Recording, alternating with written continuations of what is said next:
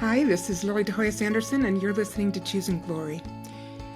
Welcome to all of you. I'm really grateful that you're joining me today. We're talking about 3rd Nephi, chapters 12 through 16, and this is, of course, the ministry of Jesus Christ to the Nephites, the first part of his personal ministry. We talked a little bit about his descent and his ministering one by one to the Nephites last time. Today we're talking about, the Sermon on the Mount, basically sort of redux. He's giving this same message to all his people and to us. And I know it's very familiar territory. We'll highlight a few things. We are definitely not covering all the gems, all the beautiful messages and admonitions that Christ personally gives to us. But these verses are beautifully simple. And while there can be hidden depths, and I encourage you to look for those and see what the Spirit reveals personally to each one of you, I am going to tread kind of lightly over some of this material. It's not mysterious. As I said, there are depths of understanding, and I hope that every time we reread these words and other scriptures, that we invite the Spirit to come into our minds and hearts so that we can gain greater understanding, that we can make better connections, that we can understand more fully the applications of these amazing principles. Couple of things. I don't usually wear a t-shirt. I mean, not saying I never have, I don't know, but I usually don't wear a t-shirt to record. But I was wearing this today, and I saw one friend in person and another one in Zoom who both commented on it. And I thought, you know what, I'm going to wear it when I record this evening. So this actually was the t-shirt that I bought when Chris and I were in Park City. That's not far from us, maybe 50-minute drive. And we would go sometimes for dinner, not super often, frankly, just because we were busy. But Main Street in Park City has a lot of little shops and galleries that are kind of fun to visit. A lot of beautiful things in those galleries. And one gallery that we went into once was, and it's funny because you hit different parts of the street sometimes, or sometimes you repeat, but this was a gallery we hadn't seen before. And it was several years ago now that was a photography gallery. And I love photography, amateur photographer for a while. Haven't had any time for that recently, but it's something I really appreciate. And this particular photographer, I don't remember his name, but he mostly did black and white, and they were studies in light. So how the light hits, how it emphasizes, especially in black and white photography, could highlight shapes or the way the light manifested in these different settings. And his photographs, the prints, were beautiful. And so we spent a little time in that gallery enjoying that. But then I noticed that there was a basket that had some rolled up t-shirts for sale. And this is what it said: light rules. And while he was coming at it from a photographer's perspective, of course, and using it as, a huge part of his art. I mean, it has been said that great photographers think about light.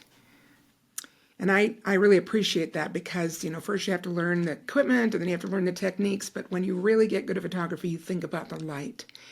And so it made sense from a photographic point of view, and I appreciated that perspective. But what it really meant to me when I saw it was what both of my friends that I saw today commented on, the way they took it, which was that all light comes from the source of light himself, Christ, in this stewardship over mortality, but God the Father, who has all light, truth, intelligence, again, as manifest through his Son to us, Jesus Christ, the Savior and Redeemer of the world.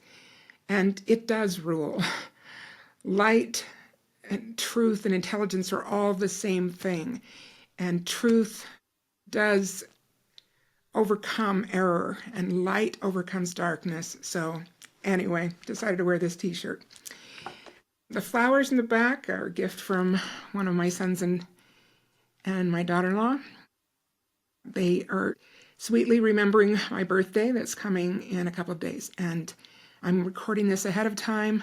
My birthday is the 15th of September, and this will be kind of a sad one because although my kids are being wonderful and doing nice things for me, and one daughter is visiting from out of town to even, kind of buffer the time here without Chris. But anyway, appreciate all that they're doing. And when this is posted, it will be a while after that, so I'm not trying to make a big deal out of my birthday. But I do want to thank all of you for listening and acknowledge that There are many people who are doing very kind things for me, and I'm very grateful as ever.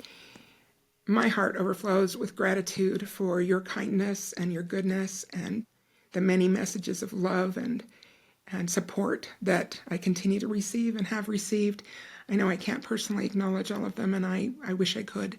And I really hope that we will have joyous times in the next life to embrace and live in light together. So, a little current events. Can't help myself, right?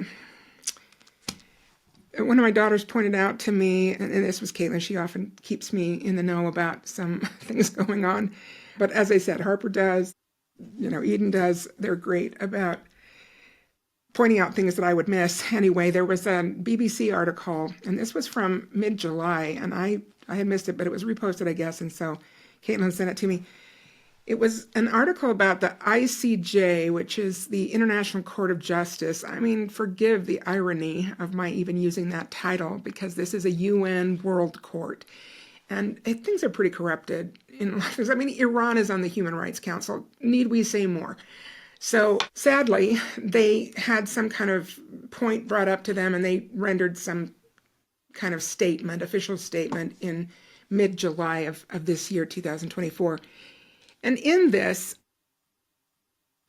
basically what they're saying is that there should be no Israeli settlements on the West Bank, which is the West Bank of the Jordan River, or East Jerusalem.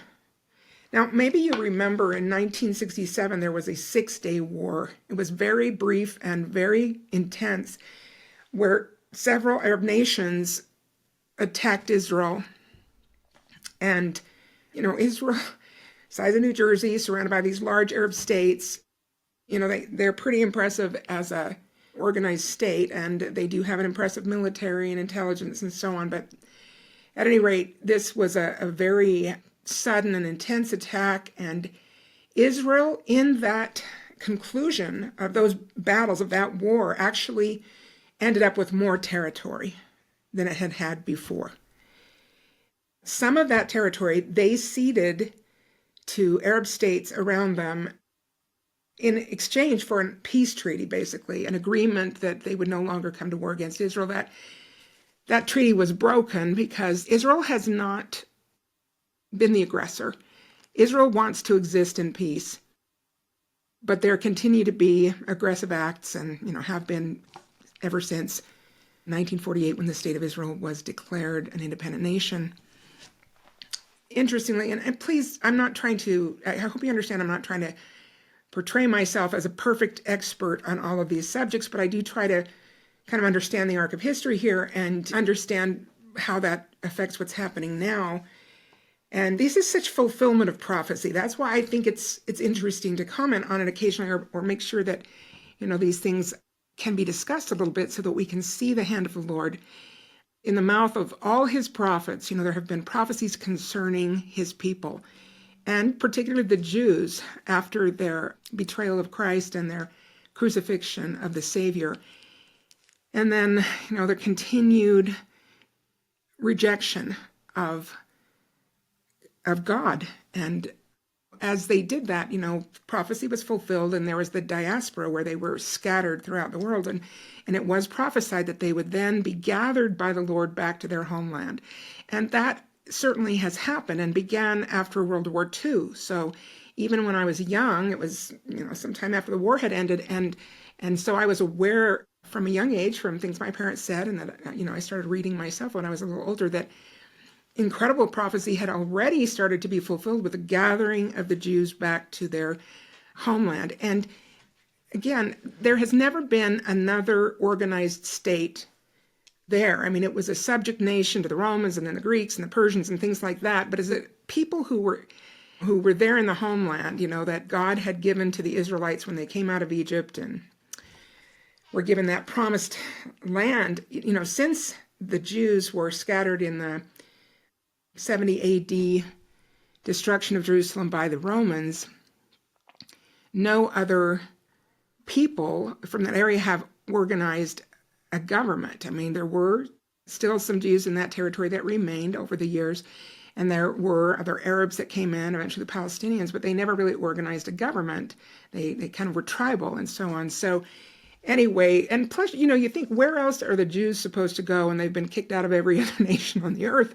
And that was basically what it was, that their Passover traditional statement at the end of next year in Jerusalem became this year in Jerusalem after World War II. We need a place where we are in control of our own safety. And of course, it's a precarious perch right there on the Mediterranean surrounded by people who don't want them to exist. So even this homeland where they are finally their own government, and not all of them are religious. They're very secular Jews in Israel. They're not all believers, even in God or, their religion or whatever, but they do have this kind of racial identity that's very strong and has been made even more important given that so many nations have kicked them out or treated them so badly. So here they are, perched there. Well, okay, back to the ICJ, the International Court of Justice, a really ironic title. This was their statement. The court found that Israel's continued presence, and then they used the term the occupied Palestinian territory. Again, it was never a Palestinian state. No other Arab country has welcomed the Palestinians. They don't want them because they are supporters of Hamas. A large number of them are supporters of Hamas, and they elected Hamas to be their government. Anyway, but they're using these Palestinian-friendly terms, right? Occupied Palestinian territory. So they're considering Israel, the interloper. And yes, I know that there were conflicts there. I know innocent people have been killed. I'm not saying that suffering on every side isn't a tragedy. It is a tragedy. But anyway, the court says that their presence is illegal. Israel's presence in these territories is illegal. And specifically, they mentioned the west bank of the River Jordan and East Jerusalem, which are areas that were acquired by Israel in that 6-day war that they didn't start, but they had to defend themselves, and they got more territory, and it included the West Bank. And then now Israelis have settled in those areas, and they're telling them that they need to get out. And this is from the court, the World Court. The state of Israel is under an obligation to bring an end to its unlawful presence in the occupied territory as rapidly as possible. The court said that Israel's withdrawal from the Gaza Strip in 2005, because as you probably know, Israel forcibly ejected any Israelites or, Israeli citizens that were living in the Gaza Strip. They just said, look, we got to turn this territory over to the Palestinians, and they have to be self-governing in this area of Gaza, which had a port on the Mediterranean and had the potential for becoming a new Singapore. I've talked about that. And then more humanitarian aid has been given to Gaza by far, by multiple factors, right? I mean, it's like something like 3 times as much money as was given to Europe in the post-World War II Marshall Plan that actually, rebuilt Europe into a thriving industrial productive area. So they've had a lot of money, but it has gone to those terror tunnels and to weapons. And so the people have really suffered. And I'm not saying that that's not true suffering. It is true suffering. But here the ICJ is saying they need to get out, even though they already got out of Gaza. And it turned out that became a base for terrorists to continue to attack Israel. So it didn't work to try to do a 2-state solution. That was a 2-state solution, which is so fascinating that people are like, oh, we've got to have a 2-state solution. That was a 2-state solution. Here you can have Gaza. My son Harper told me that he heard this from Mike Lee, that the Israelis made sure they had a clean water source, and they even told them, you have to maintain it this way and it'll provide endless fresh water. But if you don't maintain it, it will dry up and it'll become too mineralized and there'll be a problem with the water. And they didn't take care of the water source. So now they complain that Israel controls all the water. Well, they would have had this independent freshwater source, but they didn't spend any resource or attention to maintaining that. So anyway, there are real sufferings going on both sides. And like I said, it's always tragic, but war is hell. It's awful that people are at war. But there has been a lot of mismanagement that could have really blessed the people of Gaza, and that didn't happen anyway. So this just is, again, the court is saying that withdrawal from Gaza wasn't enough, and that they need to get out of the West Bank and they need to get out of East Jerusalem. They're not going to give up Jerusalem. This is their traditional capital, and it finally was recognized by the U.S. under the Trump administration when he fulfilled the promises made by previous U.S. presidents to put the embassy in Jerusalem. The U.S. Embassy, I think, had been in Tel Aviv, right? And other presidents had promised that they would move it to Jerusalem to acknowledge the validity of that being the capital of Israel. And it finally happened in 2018. So that was a big move of recognition that had not previously happened. But anyway, the court says Israel should evacuate all of its settlers from the West Bank and East Jerusalem and pay reparations to the Palestinians. I'm sorry, for damages caused by the occupation. I can't help but chuckle at that. Like, okay, here we go again. You gotta... Anyway, the international community must respect the opinion of international justice. So they're calling on all nations to be against Israeli settlement in these traditional parts of the Judean homeland. So, this is a fulfillment of prophecies that all nations will turn against Israel. As the United States, we're part of the UN, even though I'm not sure why. And, we supply a lot of the funding for the UN and all of these different organizations in the UN.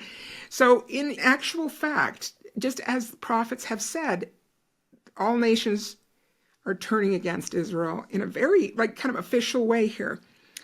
So they're calling on all nations to respect this opinion and force Israel to end its occupation of the Palestinian territories, so-called Palestinian territories. The court's findings will now go to the UN General Assembly, which will decide how to respond, including the option of adopting a resolution that would be significant and constitute a catalyst for negotiations and set up the legal parameters for a future negotiated settlement. So they're moving forward. Response from Benjamin Netanyahu after this statement was made. The Jewish people are not occupiers in their own land, not in our eternal capital Jerusalem, nor in our ancestral heritage of Judea and Samaria, which is the West Bank. Mr. Netanyahu said in a statement, no decision of lies in The Hague will distort this historical truth, and similarly, the legality of Israeli settlements in all parts of our homeland cannot be disputed. But the court's findings, of course, were welcomed by Palestinians. I just think it's fascinating. And the more we know about kind of the arc of history of the people of Israel, the house of Israel, and in particular the Jews, for which many prophecies, are specified, the more we can see God's hand and the fulfilling of the jots and tittles, which are mentioned again in this section of chapters. I did write down for one of my grandsons, actually, who just come home from his mission, and we were getting to visit, which was wonderful. And Mark mentioned that he didn't really know too much about the history of Israel, especially in modern days. And, he's been out of the news cycle for the last 2 years while serving his mission. So I sat down last Sunday night after our visit and I typed up almost a 4-page, very brief synopsis of the history of the land of Israel and what has happened to the house of Israel and the Jews now as a remnant of the house of Israel. Of course, many of us are Ephraim or Manasseh, and now in the Eastern Bloc that used to be USSR, we're seeing other 10 tribes in patriarchal blessings. So the house of Israel is being gathered, as we know, and there still has to be this major restoration of the 10 tribes. So exciting times to come, but at any rate, I decided to write this up for Mark, and I will be posting it on Patreon. And I'm open to any feedback and suggestions. I don't want it to become too unwieldy, but if anybody catches an error or something, please let me know because I will correct it. So anyway, and my concern about writing that, just to help Mark kind of have that connected view of what's been happening, the promises that were made to Abraham about land, and then how this was fulfilled, et cetera, et cetera. I thought if he doesn't really kind of know what's been going on, it's really hard to see the hand of the Lord and to see the fulfillment of prophecy. But that was kind of the emphasis of this summary that I did, and it will be posted on Patreon. And as I said, if you find errors, please correct them. I know it's not complete. I didn't go into enormous detail, but I tried to do enough that we could see the prophecies being fulfilled. Okay, I spent a lot of time on that, but I just think it's fascinating to see these prophecies in our very, lifetime and up close and personally. We're seeing these things come to pass, just as prophets have always said. In this section of chapters, starting with chapter 12, Christ organizes his church and he calls 12 disciples. Now, why are they not 12 apostles? It's because the apostles were still living in Judea, in the old country. And there are only 12 apostles, or, well, 15 counting the first presidency, right? But as far as the quorum, there are 12 apostles living on the earth at any time at the maximum level. So they were not apostles in the New World. They were disciples. Nevertheless, they were called to be the leaders of the church in the New World and to administer the affairs of the church and to teach of Christ after his personal ministry had ended. So he says in verse 1, I just want to point out, as I said, we're going to skip all kinds of really good stuff, but blessed are ye if ye shall give heed unto the words of these 12, whom I have chosen to minister to you and to be your servants. And I've given them power to baptize, etc. And verse 2, more blessed are they who shall believe in your words, because that ye shall testify that ye have seen me, and you know that I am. So, that's an interesting distinction, right? And I guess, it makes sense, right? Because to see and believe is a wonderful thing, because there are people who see and will not believe. They refuse to see. They allow themselves to be deceived or to turn away from the light and the truth. But Christ is just designating that if you have not seen and you believe in the words of others who are testifying of Christ, if they are witnesses of Christ, how blessed is that, that without even demanding the sign or the personal ministry, and yet you believe, you exercise faith on the things that are taught. And that's most of us right now. We're reading these words, we're listening to the prophets, we're looking at the words of prophets throughout history. And if we choose to believe, Christ promises blessings to us, that are given from the Father through Christ because we choose to believe. And we're in a world where a lot of people are faltering. A lot of people are letting their doubts crowd out their faith. They're finding ways to criticize those who believe, or criticize certain beliefs, or criticize the prophets. We don't believe that our prophets are infallible, but God works through his prophets, and that is being challenged right and left. So, just caution all of us to be careful about that. I realize that, to recognize fallibility, that they are human beings that God uses, that's important, that we don't set people up as plaster saints and then get, completely into a place where we lose our testimonies because we find out they're human and they're imperfect. But nevertheless, to go so far and to say that they were not inspired, that God did not direct the church through his prophets, it's a problem. And we're seeing challenges to that. And I recognize that it can be really challenging because there's a lot we don't fully understand. But I believe that that's kind of what Christ is talking about. Believe on the words and the witnesses, even though you haven't seen everything. And that stretch of faith is required for us to grow, for us to become. God purposefully does not reveal everything all at once because he wants us to exercise faith. Faith is what will move the mountains. Faith is what will create worlds. It's an essential power in the universe, and it comes from choosing to believe, even when we don't have every answer yet. But we have a track record of a God who works through his prophets and fulfills prophecy. Again, we're seeing it in our day. I hope we have enjoyment in that. I hope we rejoice in the fulfillment of prophecy in our day. He affirms, again, their priesthood power and their power to baptize and lead and minister. Now we have the Beatitudes, and I'm going to say a couple of things about Beatitudes. These beautiful statements about blessed are they that, fill in the blank. Now, I'm just going to suggest, and this was not an original idea to me, but in commentaries that I, read years ago when I was actually quite young, I remember somebody pointing out, and I'm sorry I can't credit who it was. It must have been McConkie. Must have been Elder Bruce R. McConkie, who wrote the Doctrinal New Testament Commentaries, volume 1, 2, and 3, this book of the New Testament is like 400 some pages, and he had these huge volumes where he really connected things, and, McConkie was human too, and he made mistakes that were corrected later, but he really did a great boon when he went through and gave that doctrinal commentary. I know that it taught me a lot about how to understand scripture and make connections.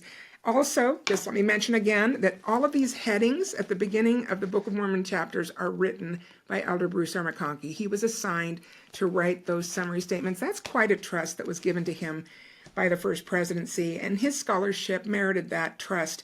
Again, it doesn't mean that further light and knowledge doesn't come, but I'm grateful for his ministry, and I learned a lot that I still celebrate today and utilize. But these, he mentioned, are incremental. They build on each other and they bring us finally to the presence of God. So that's beautiful when you think about it. Blessed are the poor in spirit. But look at the conditions. Every one of them has conditions. As many of us can be poor in spirit. I mean, we go through a tough year like I'm going through right now. We can be poor in spirit. But he says, blessed are the poor in spirit who come unto me. Like, that's the condition. It's not enough to feel crappy or to feel, hurt or wounded or going through a tough time. But we need to come to him in our pain, to turn to our Savior, to turn to our God. For theirs is the kingdom of heaven. And again, blessed are all they that mourn. And again, for they shall be comforted. If we come to Christ with our grief and our mourning, and we mourn for sin, we mourn for what separates us from God. I think it's Brother Muhlestein, Kerry Muhlestein, who wrote a book about the Easter connection or something, and he talks about how we all have this separation wound from God. We've all been rent away from the presence of God. And that is a spiritual wound, and Christ is the one who can heal us. He can bring us back to the Father, and that's his atoning sacrifices. The purpose is that we reconnect, that we become at one again with the Father. So I really like that. Blessed are the meek, for they shall inherit the earth. Now, meekness is a terrific quality. I've said before that I think my favorite definition of meekness is appropriately restrained power. So it's not weakness, it's not passivity, it's having power, having access to the power of God, but not just throwing it around to get our way or to be right or whatever, but to follow the Spirit so that we use it when it's appropriate and we restrain it when it's appropriate. This was definitely a quality of Christ. He could have, cleansed the world from iniquity in his first ministry. He didn't. He could have decimated the Pharisees. He could have eliminated the sinful immediately. He could have made the mountains to move and the lions to roar in the wilderness. He didn't. He restrained his power to allow people to exercise faith and to come in obscurity that first time. It's not going to happen the second time. The second time it's going to be something to see, and the whole world will see it together when he comes finally in his glory. Okay, so meekness, wonderful quality. I just want to mention that I think the place that I learned to exercise meekness the most, I'm not saying I'm perfect, but I learned a lot about being meek in my marriage. I remember early in our marriage, I wasn't planning to say this, but it's coming to my mind. Early in our marriage, Chris said to me once, I don't think I can ever win an argument with you. So I don't think, he wasn't being mean or critical. We weren't fighting or anything. But he just was sort of commenting because I'm a good arguer. I'm a good debater. I've been blessed with a good memory. I've been able to think in ways that I can present ideas. And so he was just sort of, commenting one time, that like, I don't think I'll ever really win an argument with you. But it was such a blessing that he said that, because it really made me think. And I thought, I don't want to win arguments in our marriage. I want our marriage to be a win-win, not a win-lose. I don't want us to be combatants or adversaries. I want us to join and unify. And there's kind of a natural man instinct to prove a point or be right. But it really made me think. This, as I said, was in the early years of our marriage. And I thought about it and I prayed about it. And I thought, I don't want to do that. I want to certainly magnify the gifts God has given me, but not to use them in any kind of contentious way. I don't want to win and have my partner lose, because then we both lose. There's no victory there. There's only defeat, and Satan is the only one who wins. So I was on that quest really to develop meekness. That's what that was, to restrain maybe my naturally argumentative skill, which, maybe not my best quality, but thankfully, Chris, having had that insight, and very gently and kindly, he wasn't, like I said, it wasn't a criticism. He wasn't angry. He wasn't being mean. He just was pointing out that I'm good at that, and that he probably wouldn't, be able to contest that. But I was like, it's not that kind of contest. That's not what I want in marriage. I don't believe that's what God invites us to have. So I really learned line upon line, precept upon precept, and yes, through some tough times even, when there were things that I wanted to share, and sometimes it was, we went through our challenges, but I really tried in those times too, to go to the Spirit and to ask God to bless me to know when to say something and when not to say something, when to be silent and when sometimes to speak. And that's hard for someone who talks as much as I do.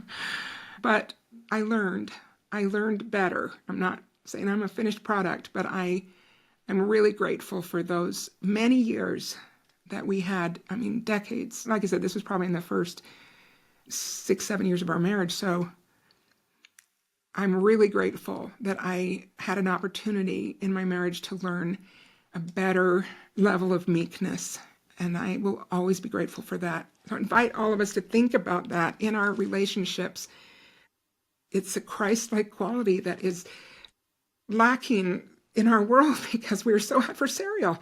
And even in our intimate relationships, sometimes we let that get the best of us. Anyway, again, I'm taking a long time here. Blessed are they who do hunger and thirst after righteousness, for they shall be filled with the Holy Ghost. That's sanctification. But it requires that we want it, that we desire it, that we do what we can. And I'll make another comment on that in a little bit. Blessed are the merciful. This is something I've been working on too, because there's so much crummy stuff going on. I think Gaddy and robbers all over the place and difficult times.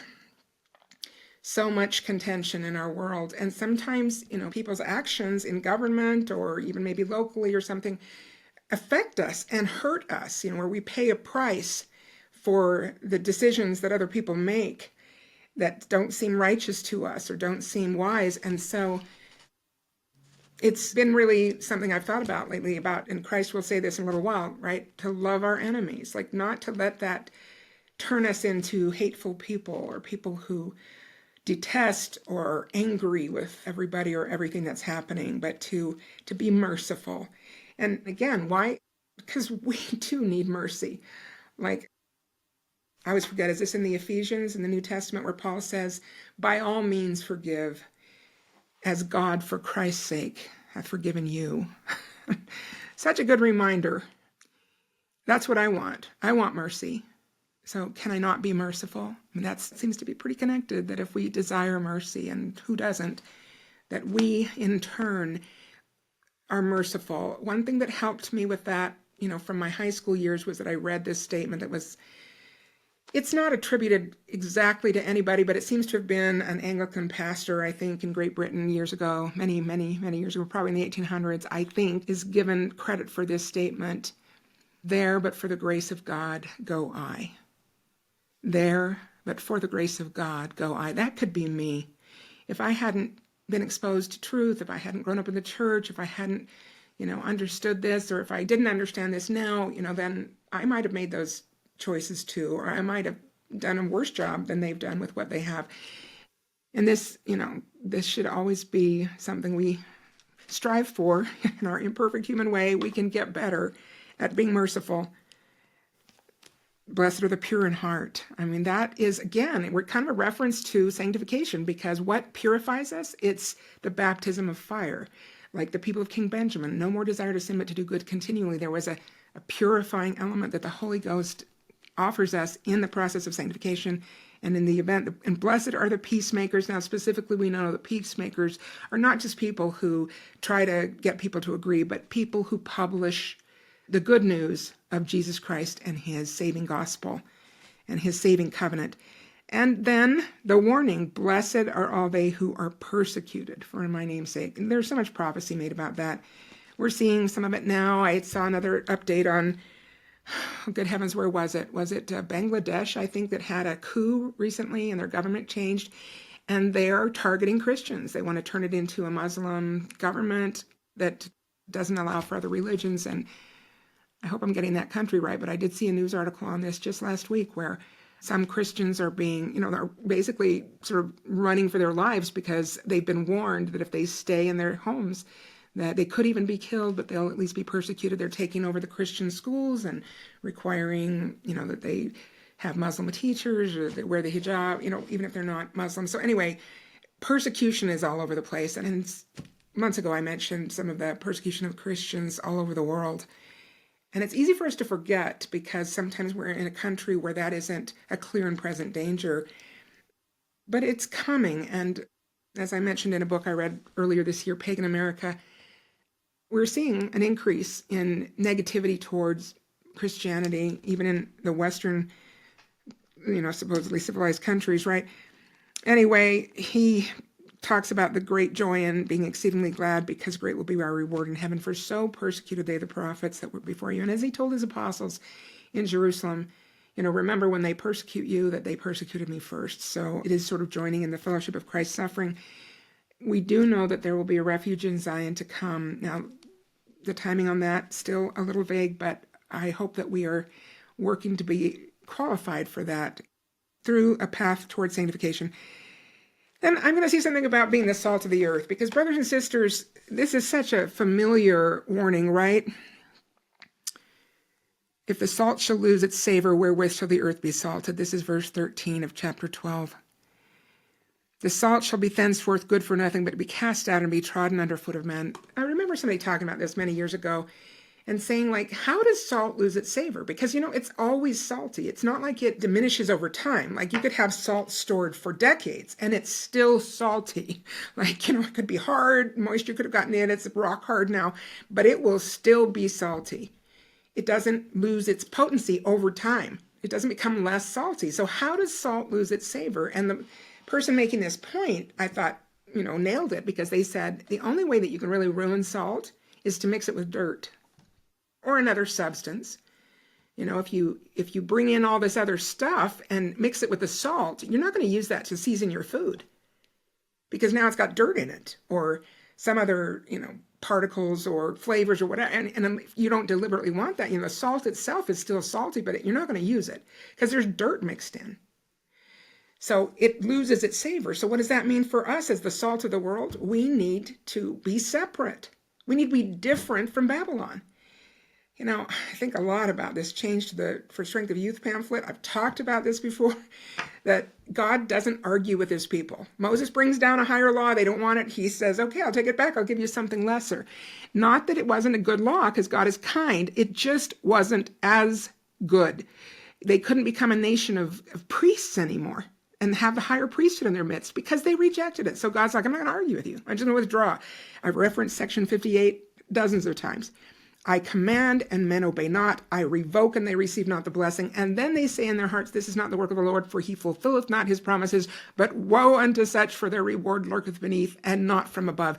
If we want to pollute ourselves with Babylon, if we want to blend in, if we want to look like our neighbors, and I'm talking about the Babylon part of our neighbors, the non-Zion, the non-covenant people who are trying to live God's law and become a peculiar treasure, if we're willing to blend in and be indistinguishable from those who don't have the gospel light, then we lose our savor. And how can we bless the world around us? Why would they think we have anything special? We look and act just the same. We dress the same. We listen to the same stuff and media, and we behave in all the same ways. We're contentious. We're adversarial. We don't have stronger marriages. We don't have, the spirit in our homes. Like, you've heard these stories where people have been converted because they had a friend in high school or at some point in their lives that had the gospel of Jesus Christ. And when they visited that home, they felt the Spirit. And they didn't know exactly what it was, but they knew they wanted it. Like, that is being the salt of the earth. And how is that going to happen if we look and act the same as Babylon? What do we have to offer? It's a beautiful idea that we should be the savor of the world and a light unto the world so that others can see our good works and glorify God in heaven. That's verse 16. Okay, this is about the salt and stuff. I couldn't help myself. I looked up some nibbly. As the wise Heraclitus, a Greek philosopher, pointed out long ago, the up road and the down road are one and the same. This is, again, classic nibbly. The road up to Christ and the road down is the same road. Which one you're on depends entirely on the way you are facing. To go off at an angle is to get nowhere. If you find the road to Zion, the heavenly city, too steep, you may mitigate the climb by striking off on a more level course, but in that case, you would never reach Zion. It's the same road, up or down, But if we try to like strike off and do it our own way or blend with Babylon or whatever, we're just not going to get to Zion. We'll never reach it. It is a steep upward climb, but the Lord will enable us. He will magnify our efforts and give us power to get up that road. Going on, Lili says, the only road to Zion is the shortest road. It's an interesting reminder. It's the shortest road, for to take any other shows a lack of faith and zeal, which will exclude you from the city. And as there is no compromise between the two ways, meaning Babylon and Zion, so there is no mixing of Babylon and Zion. God will not tolerate any concessions by Zion. Let me repeat that. God will not tolerate any concessions by Zion. You cannot have Zion and Babylon. You can't. A scourge and a judgment is to be poured out upon the children of Babylon the Great, which shall fall. Babylon's time is all but used up, and the only thing for the saints to do is to get out of her. Let me repeat that. Babylon's time is all but used up, and more so now than even when he said these words. And the only thing for the saints to do is to get out of her. As we all know, and they sought to do this in a very physical as well as a spiritual sense. I would that my saints, this is a quote from D&C 63, I would that my saints should be assembled upon the land of Zion and lift a warning voice by word and by flight. We've got to get out of Babylon. How could they stay in the world? We are trying to be the image of those who live in heaven. We are trying to pattern after them, to walk and talk like them, to deal Zion. For shall the children of the kingdom pollute my holy land? Zion does not make war on Babylon. Zion has never made war on Babylon, for when the environment has become too foul for Zion, she has simply been removed. So this isn't about, again, contention. It's not about trying to defeat people. We invite them to gather with us. Christ's arms are extended all the day long, and we should be his arms too. We welcome all, we invite all, but on the conditions of salvation. We don't bend the rules. We don't apologize for the gospel of Jesus Christ. We don't think that like, well, maybe we can modify this and that so that we can, make these people more comfortable. If we, and anybody who wants to come to Zion has to leave Babylon behind. But we don't war on Babylon because when the time comes, Zion is removed. And we've talked about that. Zion will be a refuge. And all nations, the righteous of all nations, they don't have to be members of the church, but those who don't want to, be subject to all the tribulations and disasters that will fall upon the iniquitous, will come for a refuge and a haven in Zion, and we can welcome them in if they will live the law of Zion. Babylon is always reserved for the burning. She is never converted or reformed. Though many may leave her for Zion, her fate is to be overthrown violently, suddenly, unexpectedly, and completely by the direct intervention of God. When the time is ripe, Babylon will be destroyed. We need not to be dragging our feet in Babylon, or as Neil Maxwell used to say, Elder Maxwell would say, we can't be in Zion and have a summer cottage in Babylon. We have to become a separate people, a peculiar treasure unto God. And then from Jeremiah 51, we would have healed Babylon, but she is not healed. Forsake her. And from the D&C, section 133, go ye out from Babylon, be ye clean. Don't compromise. This is not a compromise. If we're striking out on a tangent and think we can still have Zion, we're mistaken. It's a steep, straight course, shortest course between 2 points, right? You don't, wander around. Choose Zion and stay facing Christ, our eyes single to Christ. Go ye out from Babylon, be ye clean, get ye out from among the nations, even from Babylon, from the midst of wickedness, which is spiritual Babylon. Okay, of course, Christ talks about how he fulfilled and did not destroy the law of Moses. There was some confusion on that. It was his law, and he says this in these chapters. I'm the one who gave the law. This is not a diss on the law of Moses. The law of Moses was a merciful law, much better than our current laws and legal systems. It compensated the victims. It was just and true anyway, and it brought people to Christ. It was designed, if they were willing and receptive, to bring them to Christ, as it did in the Book of Mormon. They lived the law of Moses until Christ came, even though they had come to Christ. And that is mentioned, right? That we know of Christ and we preach of Christ and so on, testify to our children, but we live the law of Moses because it hasn't been fulfilled yet. And Christ came now. He says, now it's fulfilled.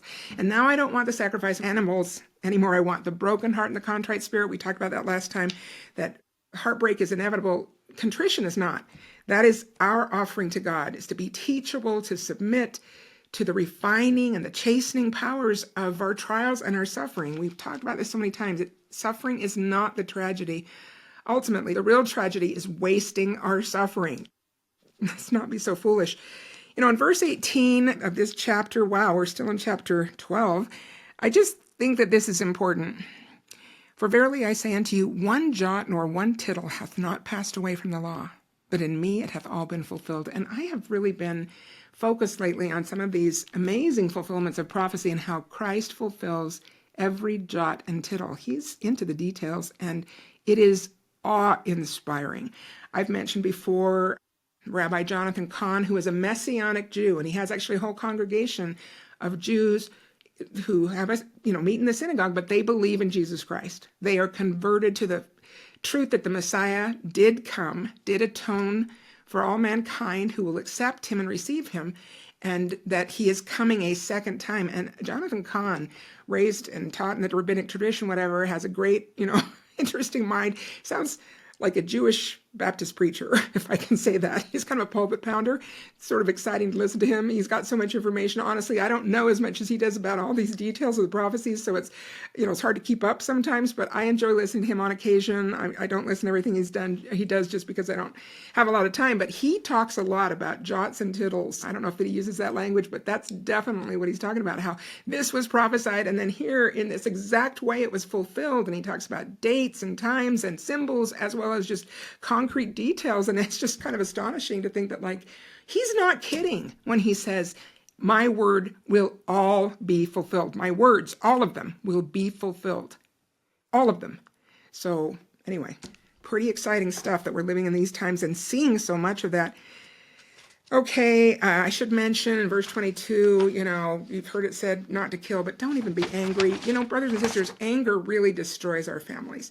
And I know people make the silliest thing, forgive me, but it's so silly to say Christ got angry in the temple and cleansed out the money changers and stuff. That was not the kind of anger that destroys. He was caring for their own salvation also, and he wouldn't let them continue to defile the temple and themselves. They were destroying themselves spiritually by defiling the temple, and he would not let that happen on his watch. But he did not lose his temper. He didn't explode. He didn't lose control and let the natural man surge. He, in perfect harmony with God's will, the Father's will, he made intense statements and called things out, cleansed the temple. But remember, he went and braided the whip first. This was not losing his temper. So please don't justify a bad temper in these really bizarre, twisted ways by saying, well, Christ got angry too. That is such a cop-out. And brothers and sisters, as a counselor, I have seen the destructive power of anger. I've seen adults or children, but even adults who had an angry parent when they were growing up, or saw so much contention between the parents growing up that there was real damage done. Now, Christ can heal us, but brothers and sisters, as parents, as members of families, let's not be angry. Let's not lose our temper at anybody. This is a harnessing of the natural man, and the Spirit can't dwell with us if not as a constant companion. If we were getting angry, we offend the Spirit as well as hurting the people around us. We talked about this last week, verses 38 through 41, resist not evil. Again, I believe that what Christ is saying is don't resist injustice. It's a necessary part of this life. If you want a review on that, go to last week's podcast episode because I talk a lot about this, and it was sort of a preview of these chapters. And then again, verse 44, love your enemies. And I hope I mentioned that enough. Verse 48, this is kind of important too. Therefore, I would that ye should be perfect, even as I, or your Father who is in heaven, is perfect. That's really interesting because this is different from what he said to his disciples or his apostles in Jerusalem and all his followers. In Jerusalem, he said, Be therefore perfect, even as your Father which is in heaven is perfect. Now he includes himself. I'm going to pick up right on that. It's part 2, which will come here in a moment. So thank you very much for joining me. Brothers and sisters, we can choose glory. There is no time to waste. Prophecies are being fulfilled as we speak. Choose glory with me, brothers and sisters. I'm not saying I'm perfect, but I am trying because it's important.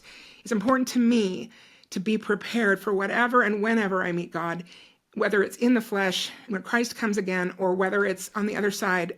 We can choose glory. The time is drawing near. Our prophet, President Nelson, has said this again and again. And we can prepare to build Zion. Zion, the refuge to come for all the world in the times of persecution and tribulation to come. Let's do it, brothers and sisters. As ever, thanks to my dear husband, Chris Anderson, and Doug Larson of Point Digital. Take care.